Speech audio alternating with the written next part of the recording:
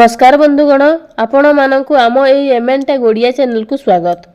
यही एबे आसिला सीएम किसान योजना को नहीं गोटे बहुत बड़ अपडेट। एबे सुभद्रा योजना पर आसवाक जाउछि सीएम किसान 2000 टंका। तेबे एई टंका क्यों माने पाइबे एवं केबे पाइबे आजिर एही वीडियो रे जानिबा। जदि आपण माने भी जणे चासी होइथिबे एवं पूर्वरु मध्य सीएम किसान योजना रा टंका पाइछंती तेबे आपण मानक पई बड़ खुशी खबर।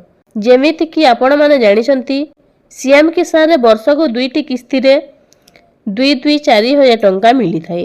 गोटिए किस्ती नुआखाई रे मिली थाए एवं आउ गोटिए किस्ती अक्षय तृतीया रे मिली थाए। तेबे आसंता एप्रिल मास 30 तारिख रे रहिछि अक्षय तृतीया। आउ एही अवसर रे आपण मानकु सरकार पठाइबा को जाउछंती 2000 टंका। हेले आपण माने भी जदि पूर्वरु ए टंका पाइ नाहंती तो आपण माने चाहिए नुआ आवेदन करि परिबे। जहा कि एहार पोर्टाल चालू अछि। जनसेवा केंद्र किंबा मो सेवा केंद्र को जाई सीएम किसान पोर्टाल रे निजार रजिस्ट्रेशन करि परिबे एवं एथिरे मध्ये आवेदन करि परिबे।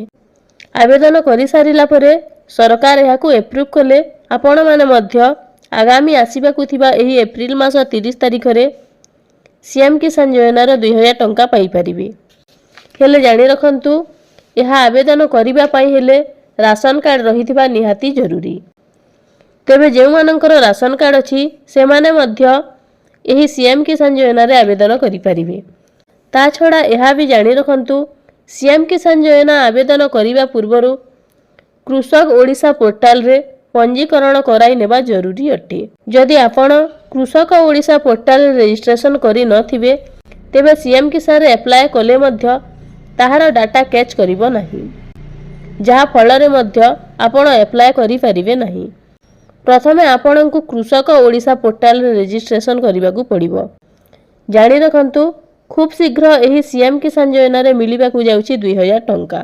तेबे एही परि अनेक गुडी इन्फॉर्मेटिव वीडियो देखिबा पई हम चैनल को सब्सक्राइब करंतु। धन्यवाद।